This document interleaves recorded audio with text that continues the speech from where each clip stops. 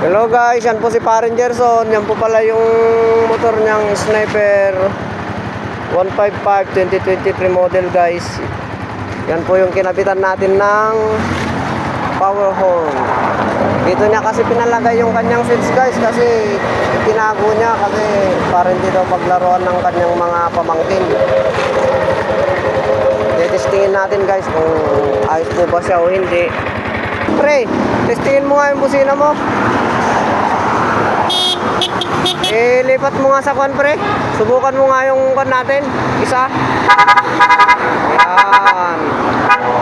Ayos po guys yung kanyang busina. Dito nga po nakalagay yun guys. Ayan. Masikip po kasi ang lagayan eh. Yan po ay Yamaha Sniper 155 2023 model. Okay. Salamat Parin Gerson.